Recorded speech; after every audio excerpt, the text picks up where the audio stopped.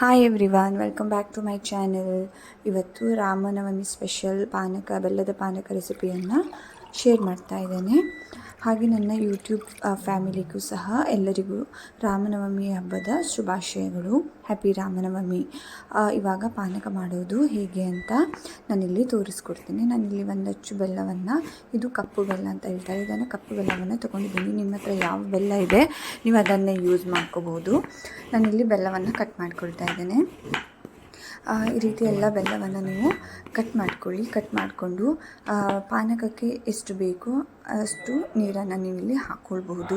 ನಾನಿಲ್ಲಿ ಒಂದು 6 ಲೋಟ ನೀರನ್ನು ಸಹ ತಗೊಂಡಿದ್ದೀನಿ. ಆ ನೀರಿಗೆ ನಾನು ಕಟ್ ಮಾಡಿಕೊಂಡಂತಹ ಬೆಲ್ಲವನ್ನು ನಾನು ಇದಕ್ಕೆ ಹಾಕ್ಕೊಳ್ತಾ ಇದ್ದೀನಿ. ಬೆಲ್ಲ ಎಲ್ಲ ಚೆನ್ನಾಗಿ ಮಿಕ್ಸ್ ಮಾಡಿಕೊಂಡು ಸೈಡಿಗೆ ಇಟ್ಕೊಳ್ಳಿ. ಬೆಲ್ಲ ಚೆನ್ನಾಗಿ ಕರಗಬೇಕು. ಸೊ ಅದರಿಂದ ನಾನು ಫಸ್ಟಿಗೆ ಸ್ವಲ್ಪ ನೀರಿಗೆಲ್ಲ ಹಾಕಿ ಇಟ್ಕೊಳ್ತಾ ಇದ್ದೀನಿ. ನೀವು ಎಲ್ಲಾದರೂ ತೆಳು ಬೆಲ್ಲನ ಯೂಸ್ ಮಾಡೋದಾದರೆ ನೀವು ಡೈರೆಕ್ಟ್ ಅದಕ್ಕೆ ನೀರನ್ನು ಹಾಕ್ಕೊಂಡು ಮಿಕ್ಸ್ ಮಾಡ್ಕೋಬೋದು. ಯಾವುದೇ ಬೆಲ್ಲವನ್ನು ನೀವು ಇಲ್ಲಿ ಯೂಸ್ ಮಾಡ್ಕೋಬಹುದು. ನೋಡಿ, ಇದು ಚೆನ್ನಾಗಿ ನಾನಿಲ್ಲಿ ಮಿಕ್ಸ್ ಮಾಡ್ತಾ ಇದ್ದೀನಿ. ಆದರೂ ಸ್ವಲ್ಪ ಬೆಲ್ಲ ಇನ್ನೂ ಕರಗಿಲ್ಲ. ಸೊ ಇದೆಲ್ಲ ಚೆನ್ನಾಗಿ ಕರಗಬೇಕು. ಇದನ್ನು ಒಂದು 10ರಿಂದ 15 ನಿಮಿಷ ನಾನು ಸೈಡಿಗೆ ಇಟ್ಕೊಳ್ತಾ ಇದ್ದೇನೆ. ಅಲ್ಲಿ ತನಕ ಪಾನಕಕ್ಕೆ ಬೇಕಾಗಿರೋ ಮಸಾಲೆಯನ್ನು ರೆಡಿ ಮಾಡ್ಕೊಳ್ಳೋಣ. ಪಾನಕಕ್ಕೆ ನಾನಿಲ್ಲಿ ಒಣಶುಂಠಿಯನ್ನು ತೊಗೊಂಡಿದ್ದೀನಿ. ಹಾಗೆ ಲವಂಗವನ್ನು ನಾನಿಲ್ಲಿ ಇದಿಷ್ಟು ತೊಗೊಂಡಿದ್ದೀನಿ.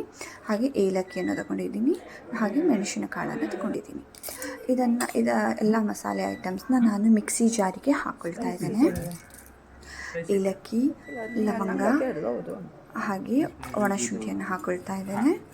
ಅದ್ರ ಜೊತೆಗೆ ನಾನಿಲ್ಲಿ ಮೆಣಸಿನಕಾಳನ್ನು ಹಾಕ್ಕೊಳ್ತಾ ಇದ್ದೀನಿ. ಮೆಣಸಿನಕಾಳನ್ನು ನೀವು ನಿಮ್ಮ ಖಾರಕ್ಕೆ ಅನುಗುಣವಾಗಿ ನೀವು ಚೇಂಜ್ ಮಾಡ್ಕೋಬೋದು. ನಾನು ಇವಾಗ ಇದನ್ನು ಪೌಡರ್ ಮಾಡಿ ತಂದಿದ್ದೀನಿ.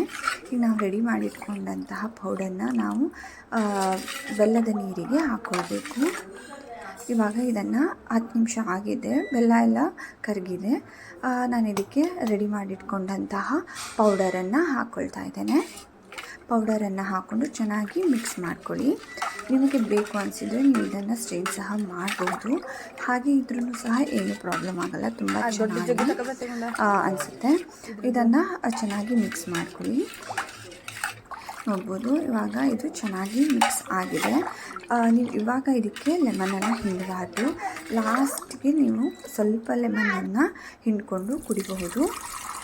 ಇವಾಗ ನಾನು ಪಾನಕವನ್ನು ಒಂದು ಜಗ್ಗಿಗೆ ಹಾಕ್ಕೊಳ್ತಾ ಇದ್ದೇನೆ. ನೋಡಬಹುದು, ಇವಾಗ ಬೆಲ್ಲದ ಪಾನಕ ಇಲ್ಲಿ ರೆಡಿಯಾಗಿದೆ.